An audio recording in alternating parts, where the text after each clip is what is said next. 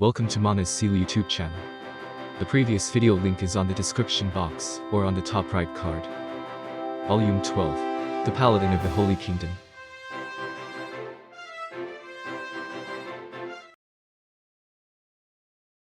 The Sorcerer King chuckled at Remedio's perturbation. Indeed, Custodio Dono. There are those in my country who think the same way as you. Using the undead for agriculture, clearing land, and security are all applications which the people are growing to accept. But, unfortunately, those among my citizens who have little contact with these activities have not come to fully accept them yet. Of course, the situation is much better than when I was just establishing my rule, but more time will be needed for that. Momin could listen to their concerns and allay them in many ways. If I send him out now, there is no telling how the discontent of the people might erupt. In that case, surely we paladins can stay behind and complete the work of building trust in the undead, could we not? Many people know that paladins are the foes of the undead. Therefore, would it not be very effective to have us stay behind and declare that your majesty's undead are trustworthy? Mew. That is a proposal which is worthy of consideration. After a brief period of cogitation, the Sorcerer King turned his face to the hand which did not carry his staff. It would seem having foreigners handle that is not quite appropriate, no. One can trust someone who has gone through the same joys and sorrows as themselves. Surely there is no way for them to believe someone who appeared out of nowhere and said the undead were their friends, is there? As I thought, you will not be able to take the place of an adamantite-ranked adventurer who is already renowned throughout this city. His logic was faultless. Therefore, she could not refute him with logic. This was particularly true for Remedios, who was the type that was driven by her emotions. The Sorcerer King then asked the speechless Remedios. Very well. Then let us change the topic. I wish to ask about some people you did not mention, Custodio Dono. In the past, Momin told me that Jaldabaoth commanded maids of considerable power. May I ask if you ladies and gentlemen have encountered people dressed like that in the Holy Kingdom? We have not found anyone so dressed in the Holy Kingdom. In fact, we only learned about them for the first time when we engaged Blue Rose of the Kingdom in conversation. I see, which means it is possible that the maids might be Jaldabaoth's trump card, is it not?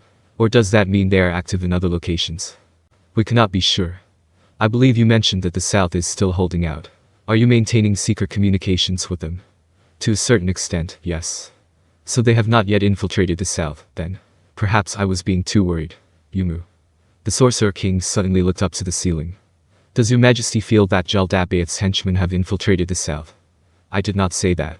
But I was thinking that if he possessed such powerful pawns, why has he not used them yet? And I believe I asked for full disclosure at the beginning, did I not? Therefore, let me get right to the point. What kind of remuneration can the Holy Kingdom offer me in exchange for the provision of my nation's aid? This was a perfectly normal question and entirely to be expected. However, answering it was very difficult. We can offer my country's friendship, trust, and respect. The Sorcerer King snorted at Remedio's answer. However, one could not conclude that Remedio's answer had been wrong. There were times when that was all a paladin would need to rush into a life-or-death battle. For example, one who championed a poor village that could not afford to pay proper compensation and challenged a Dumihuman horde would be held up as an exemplar of paladinhood. That is very much what a paladin would say. Perhaps one of my past friends might well have been willing to take action based on that alone. But unfortunately, such words cannot move me. I have said before to dispense with meaningless flattery. Can you offer me any tangible benefits? Is he saying that Momin Dono is a friend of the Sorcerer King? Is he addressing him so familiarly because he is not just a subordinate? As Nia pondered that question, Remedios remained silent. No. She could not speak. The truth was that Remedio's Custodio was in no position to make any promises. What would happen after they beat off Jaldabaoth? Of course, they would need to name the next Holy King. However, the likelihood of such a person heeding the words of a paladin would be very low. If he was chosen from the southern nobles who were unfriendly to her, Remedios and the others would probably be placed under house arrest for their inability to protect the Holy Queen. In that case, even if they forged a pact with the Sorcerer King, there was no guarantee that said pact would actually be honored. No, before that, it was very dubious that this group even had the right to represent their nation. Ultimately, the true purpose of this ambassadorial delegation had been to build sympathy among the commoners who did not understand the situation. For that reason, they had no ability to make any promises. No one person could represent an entire country by themselves. The only one who could do that was its king. Forgive me, your majesty. I am Vice Captain Gustavo Montages, serving under Captain Custodio. Please permit me to speak on her behalf. The Sorcerer King lightly raised his chin to indicate that the man should continue. Thank you very much. What your majesty asks for is something that we cannot guarantee.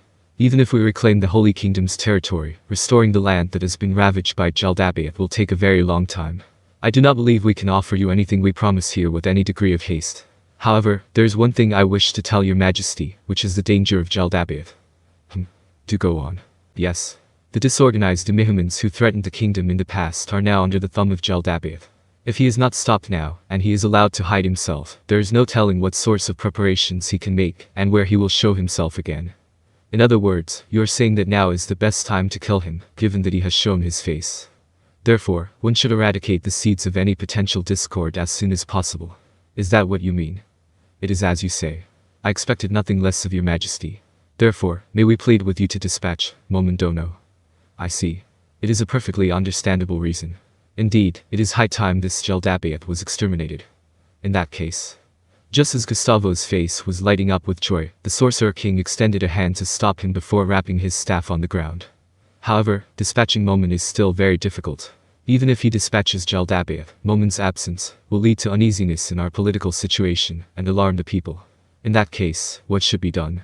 If I had more time to stabilize my nation's internal politics, I would then send out Momen with his approval. Of course, given what you have just said, you ought to be able to hold on for a little longer, no? But of course, may I know how long will that take? Yumu. Albedo, what do you think? The Prime Minister who had been standing by the side all this while reported to her master for the first time. After considering the gradual induction of Demihumans into our nation, it will delay the process more than anticipated. It might take a period of several years. Yes. If we had 5 years, it would not be a problem. Just so. I trust you have no questions. 5 years. Gustavo tasted the words in his mouth before gently shaking his head. That might present some problems with respect to the time. I see, indeed. I ought to have considered your country's situation. After all, it is a request from a friendly nation. The Sorcerer King placed particular emphasis on the words friendly nation. Our country will do our best to accelerate the process. Albedo, what is the minimum time needed to carry this out? In that case, how about 3 years? However, that might lead to unrest in our country. That cannot be helped. We're saving a friendly country, after all. I suppose there will be some loss of life on our part. Well, metaphorically speaking. The Sorcerer King seemed to be making a joke, but nobody was laughing. Ahem. Now then, how about that? We sped it up by 2 years. He had already made a concession of 2 years, but even 3 years was too long. How much damage could occur during that time? And then, there was a question of whether the Holy Kingdom could even survive as a nation during that time. No, there was no way they could. However, if they came out and said that, perhaps even the promise of sending out Momen after 3 years might be rendered moot as well. However, the possibility of the Holy Kingdom's salvation lay before their eyes. Perhaps she had come here for this moment. She ought to bet her life on it. After preparing herself for death, Nia took a deep breath and spoke. My sincerest apologies, Your Majesty the Sorcerer King. And you are? I am Nia Baraja, a squire of the Paladin Order of the Holy Kingdom. I understand this is exceedingly rude, but please permit me to request your early dispatch of Momendono. The Sorcerer King appeared to be deep in thought. Nia. How dare a mere squire like you beg a favor of the Sorcerer King? There was only one thing which came to mind when Nia heard Remedio's rebuke. If you must slay your squire for her disrespectful conduct, please wait a little bit longer. Ah, don't worry about it. Your name is Nia, is it not? In that case, how much earlier would you like me to send out Momen? I feel that he should be sent as soon as possible, even if it only hastens his arrival by just 1 day. And you insist on your request, even though knowing that sending out Momen will damage the Sorcerer's Kingdom. Yes. Nia bowed her head. She had long since prepared herself to request that her captain take her head, if her words displeased the Sorcerer King, in order to pay for her sins with her life. She closed her eyes, because she knew she might be cut down at any moment. Your Majesty, I sincerely apologize for my squire's disrespect. We have never once harbored any intention of harming the Sorcerer's Kingdom. No, pay it no mind. As a resident of the Holy Kingdom, it is only natural to want to save one's homeland, even at the expense of others. Yumu. Albedo, can we cut it down to 2 years? I believe it would be very difficult. Really now. Still, do it. Nia reflexively looked up at the Sorcerer King. Yes. I understand, Your Majesty.